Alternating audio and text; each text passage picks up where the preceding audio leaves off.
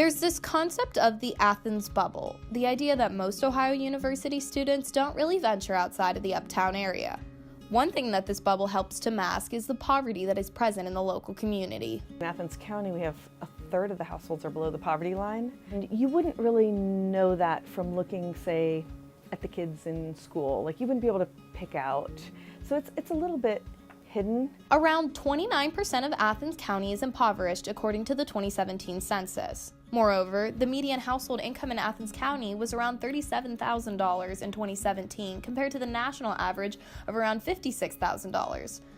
Poverty's grasp on the county can be attributed to several factors. In southeastern Ohio, we have a history of extractive resource use, such as mining and all sorts of primary products that we've had over the years. If you look at the history of Athens and in southeastern Ohio, we've gone kind of through boom and bust cycles. People in Appalachia are very hesitant, if you grew up here, very hesitant to leave this area.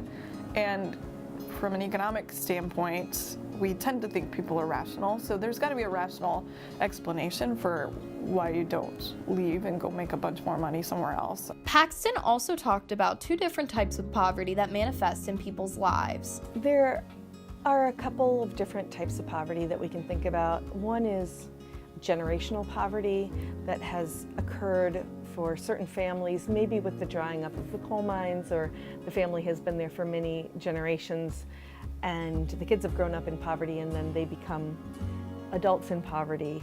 That's one possibility. Another possibility is situational poverty, where somebody has lost a job or had an illness in the family and been unable to get back on their feet. It tends to not address everyone equally. It tends to hit kind of the vulnerable. Depending on the geographic location of a town, poverty takes on different forms. Athens County, for example, experiences a type of rural poverty that's unique to its own situation. Poverty is devastating wherever you are, whether it's a small town or a large city. But it is slightly different, compared to urban poverty.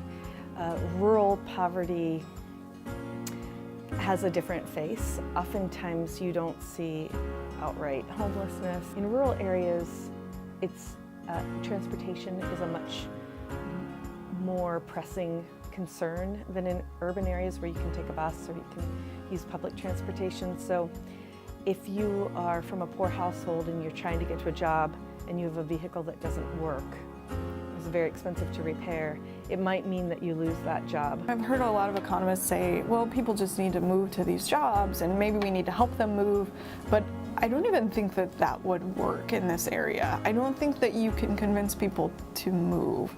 So the problems are very, they're not going anywhere. We are spread out and our population isn't as densely packed in, so there are certain issues. We have, in rural areas, it's possible to have food deserts where you don't have fresh produce available in grocery stores in many of the rural communities. So we have separate challenges that are difficult to manage without additional support from, say, the government. So, what can be done to improve the situation in Athens? We need to support educational institutions all over this country. We have tremendous nonprofits here in the community. A lot of people can come to OU and they don't really open their eyes and see what's right outside of the community. There are really two Athens, and many times those two don't really interact that much. And it's important to bridge those gaps and to become educated about the different needs in the community.